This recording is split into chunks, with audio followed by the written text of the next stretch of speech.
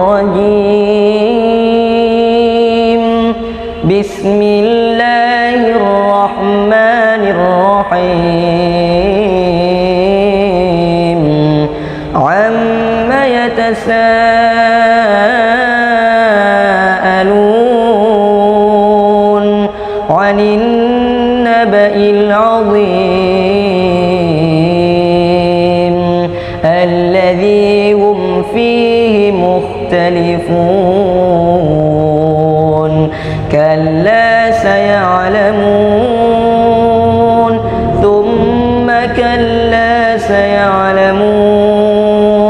ألم نجعل الأرض مهادا والجبال أوتادا وخلقناكم أزواجا وجعلنا نومكم سباتا وجعلنا الليل لباسا وجعلنا النهار معاشا وبنينا فوقكم سبعا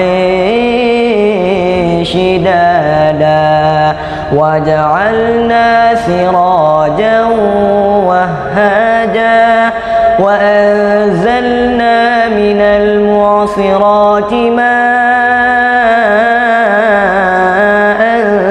ثجاجا لنخرج به حبا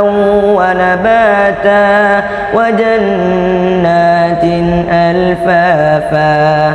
إن يوم الفصل كان ميقاتا يوم ينفخ في الصور فتأتون أفواجا وفتحت السماء فكانت أبوابا وسيرت الجبال فكانت سرابا إن جهنم كانت مرصادا للطاغين مآبا لابثين فيها أحقابا لا يذوقون فيها بردا ولا شرابا إلا حميما وغساقا جزاء وفاقا إنهم كانوا لا يرجون حسابا وكذبوا بآياتنا كذابا وكل شيء أحصيناه كتابا فذوقوا فلن نزيدكم إلا عذابا إن للمتقين مفازا حدائق وأعنابا وكواعب أترابا وكأسا دهاقا لا يسمعون فيها لغوا ولا كذابا جزاء من ربك عطاء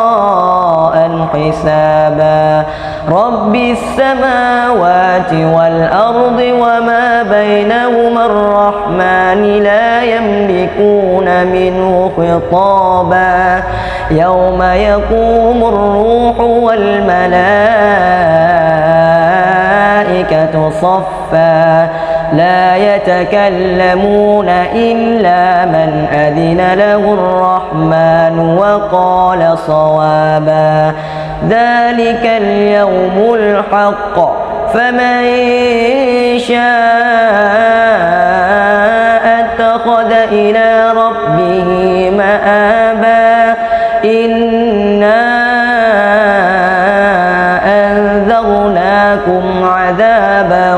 قريبا يوم ينظر المرء ما قدمت يداه ويقول الكافر يا ليتني كنت ترابا صدق الله العظيم.